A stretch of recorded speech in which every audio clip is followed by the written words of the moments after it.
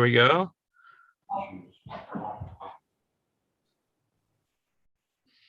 Hold on.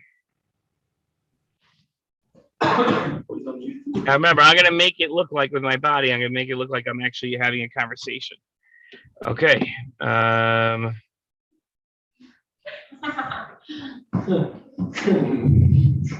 Okay, so here we go.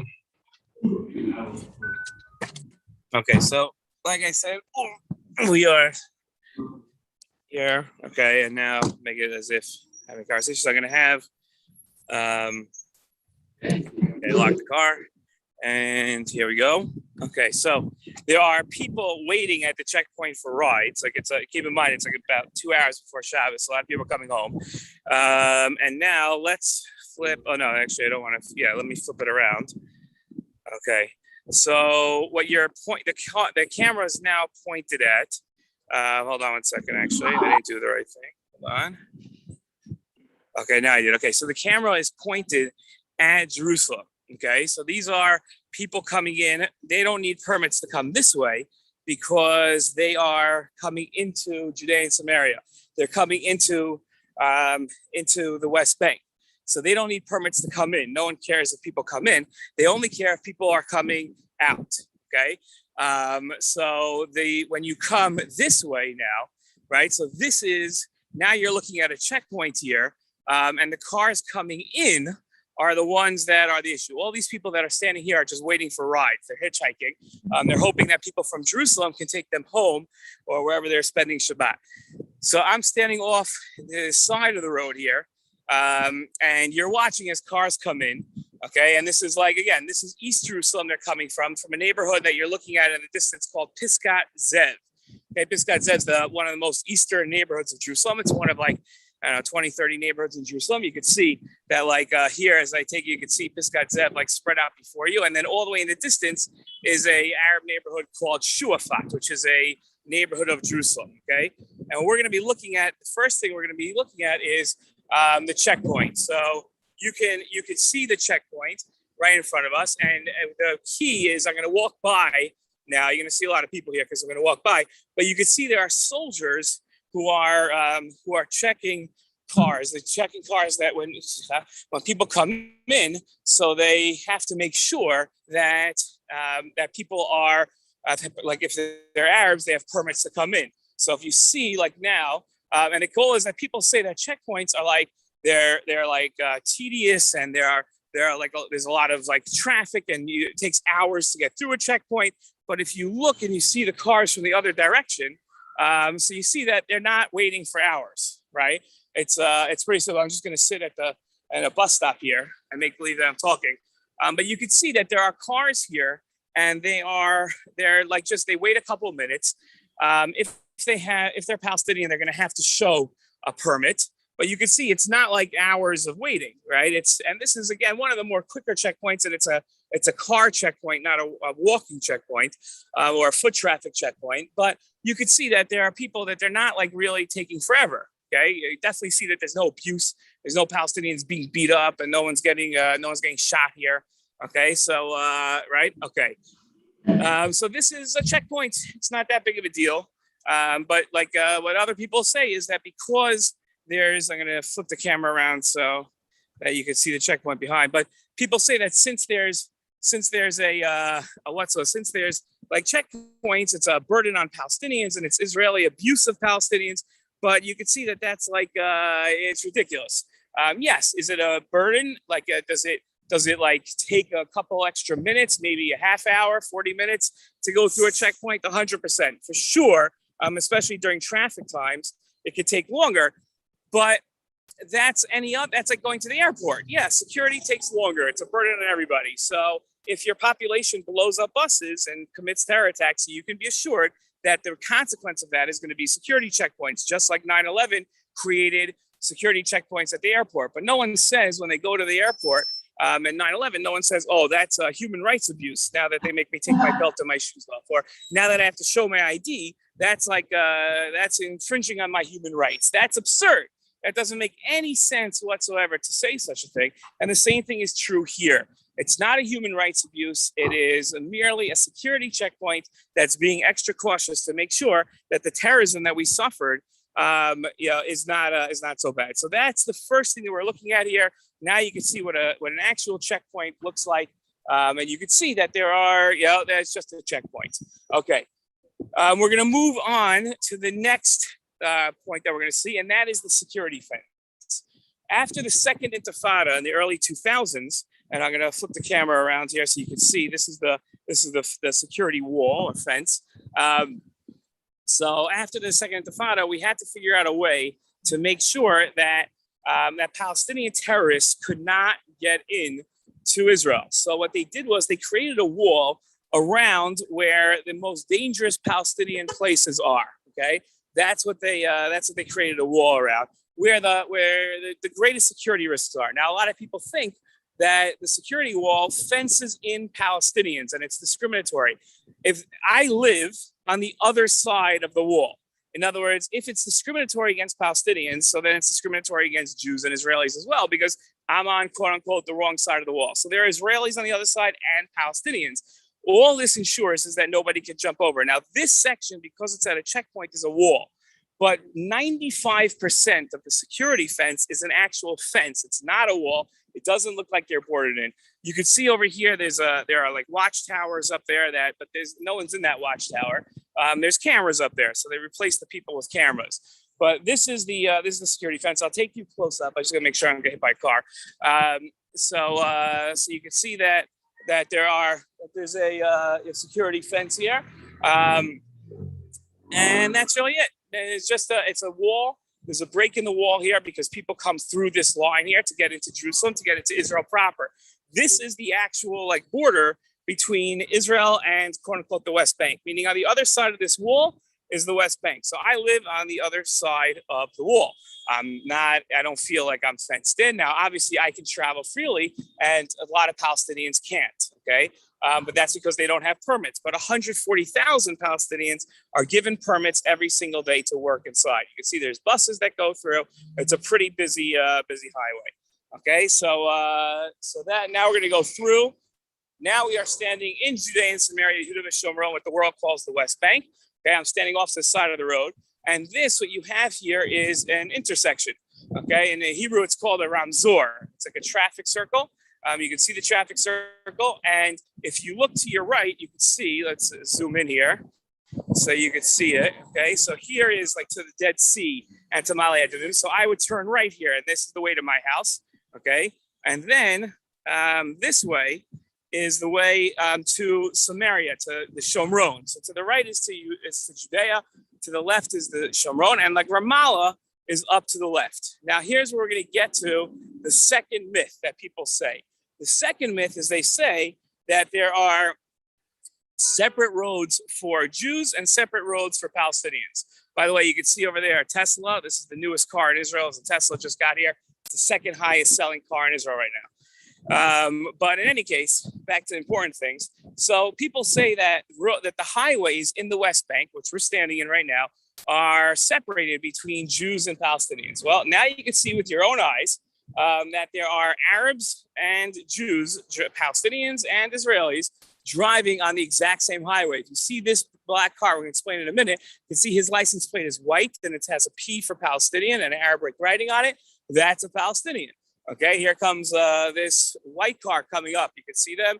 Here we go. I'll zoom in and you can watch the guy's honking. That's a Palestinian. Okay, so Jews and Palestinians using the exact same highway. There's no two different highways, one for Jews, one for Palestinians. Everybody's using the exact same highways. No discrimination. The only place where there is discrimination between roads is in Hebron. In Hebron, 97% of the roads are Arabs only. And 3% of the roads, one small area, is for Jews only. That's because Hebron is a very volatile place. There's a lot of violence there, and they figured out that they just can't get along together.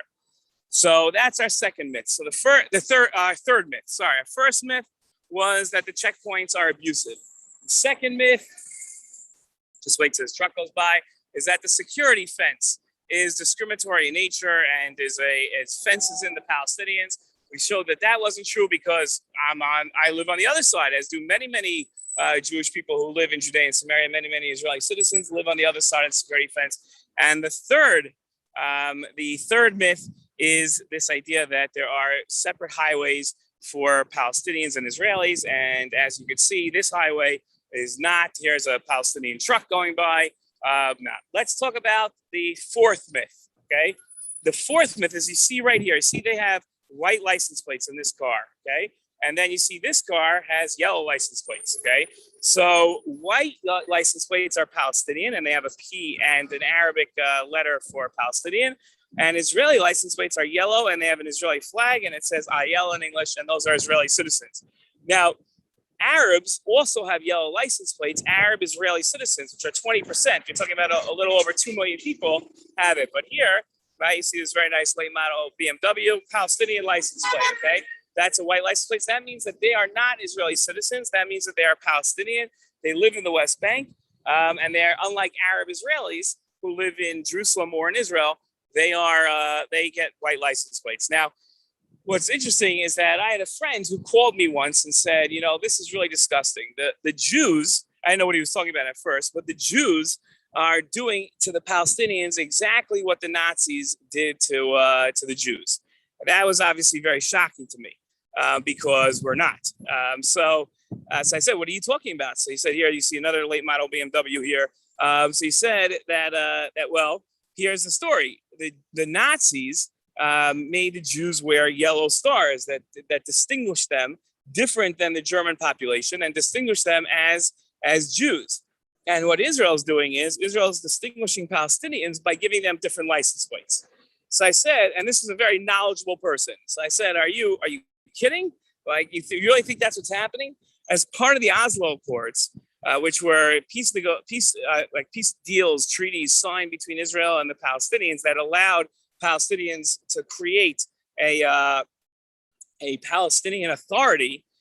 So what they did was they asked for and allowed that Palestinian authority to have certain autonomy over their people.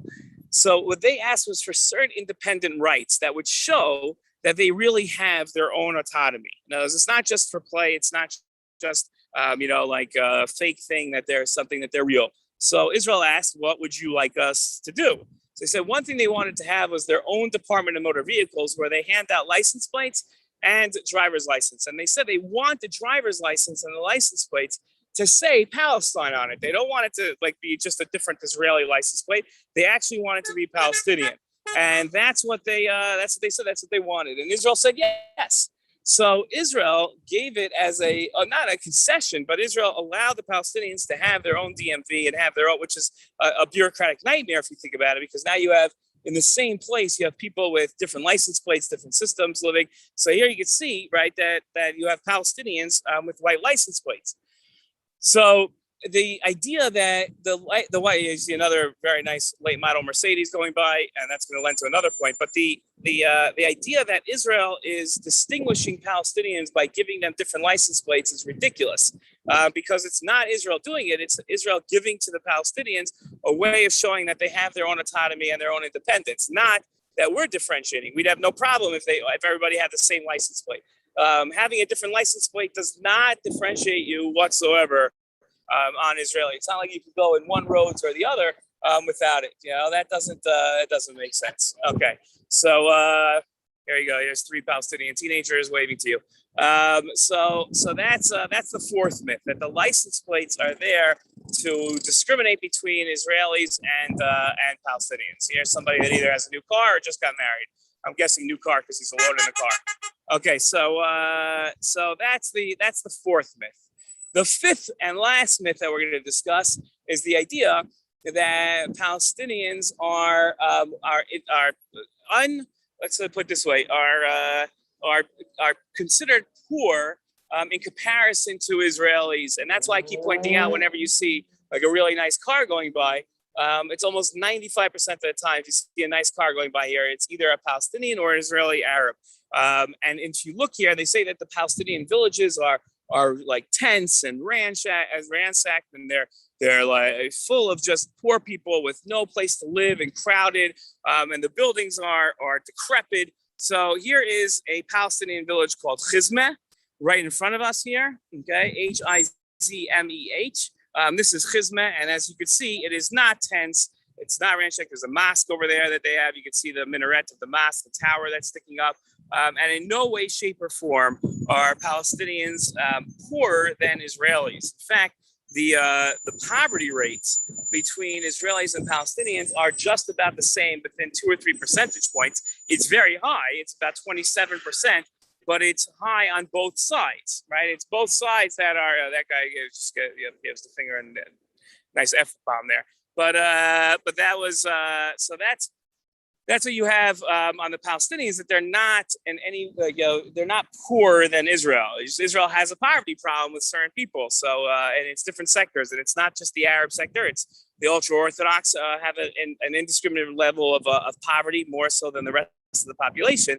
It comes down to more just an equal level of lack of opportunity and lack of poverty. So it's not that Palestinians are poor. It's not that they live in horrible homes. You can see some of these homes are literal like mansions. If you look at like this home, I'll zoom in here.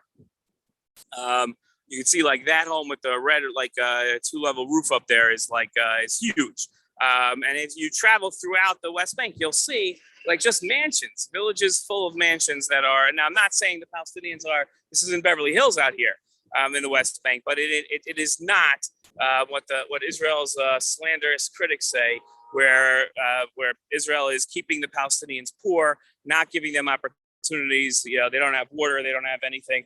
That's completely not true. Another thing that you also see, by the way, because that's the first military vehicle that we just saw, is that it's not a militarized zone where the army is everywhere. That was the first. We've been standing out here for about 20 minutes. That was the first military vehicle that we saw.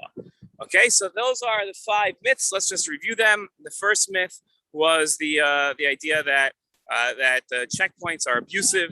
The second myth was that the fence fences in Palestinians and doesn't give them the rights to move around. That's also not true. I'm on the other side of the fence, and so are a little over 150,000 Israelis. And then you have the third myth was that the roads are discriminatory, that there are Palestinian-only roads. The fourth myth was the idea that license plates are discriminatory. Here you see another new SUV going by with a Palestinian license plate. So that's absolutely not true. And the fifth myth of the idea of Palestinian poverty in comparison to Israelis, as you can see, they have a beautiful village here. That's not. So that is what we saw. And now you've seen the 5 myths, everything. And now what I'm going to do is, hold on, I'm going to see if I can, 1 second, guys.